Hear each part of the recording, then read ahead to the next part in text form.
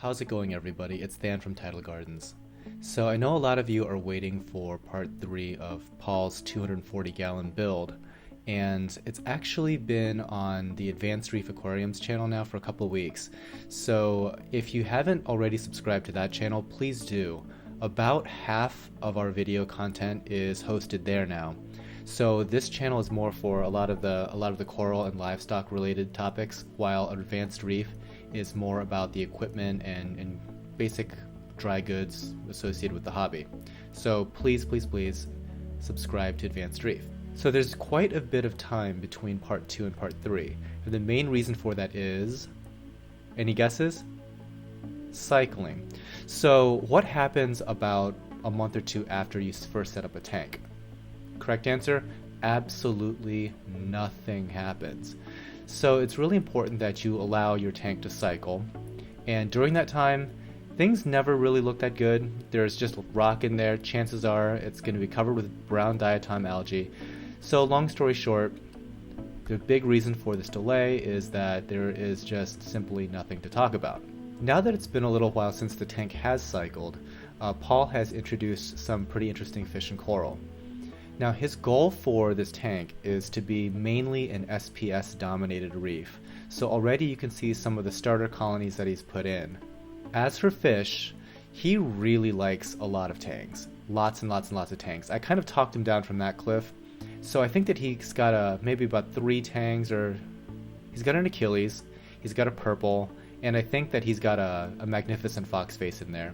The big show fish in the aquarium is a giant harlequin tusk, and he kind of got that idea from my harlequin tusk in my systems.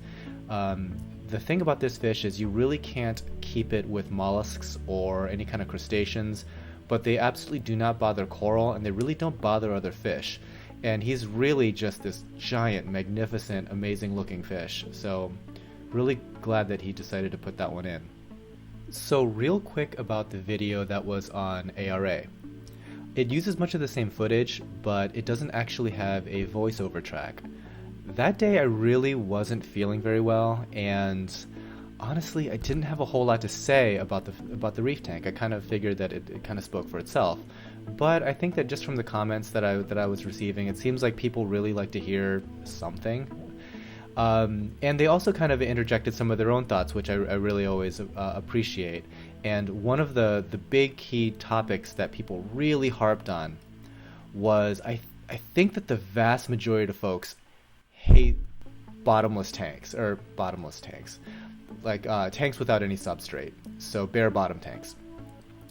And Paul decided to do this bare bottom because in his previous tank he had a substrate, and when it came time to take that tank down, there was like an astounding amount of detritus that had built up in that substrate, and he attributed some of the issues that he was having with that larger tank to that substrate, and just the amount of detritus and whatnot that just builds up over the years and really isn't easy to remove at all.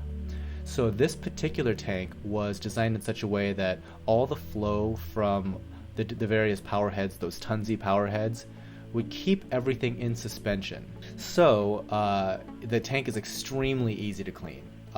Pretty much everything makes it down into the sump where it can be siphoned. The bottom of the tank itself could be periodically scraped. It's great for maintenance purposes. But we're not always in this hobby for ease of maintenance. Let's be honest, it's about aesthetics. And in a bare bottom tank, I think the general consensus is it is not as good looking as something with a substrate. But here's the thing, I mean, think about this for just a moment. This is a bare bottom tank that does not accumulate detritus. And I think that little element, I think a lot of people didn't fully appreciate, because we're always thinking about trying to do very out of the box type of builds here. And anybody can build an SPS based system. But one thing that we were kind of toying with the idea of was to actually do a substrate that was purely 100% coral. So the idea in this system is to actually grow an entire mat of hundreds of different types of zoanthids over the years and have it completely cover the bottom. So it may be a long time actually before we see another update video to this, but the goal is to have a very, very, very dramatically different looking reef tank. Alright guys, that pretty much does it. Thanks again for watching, and really this video is more or less a plea to please subscribe to Advanced Reef. If you haven't already subscribed, literally half of the content that's going to be produced is going to be on that channel, so I'd hate for you guys to miss out. You can subscribe by hitting this annotation right here, and I hope to see you there. Thanks again. Happy reefing.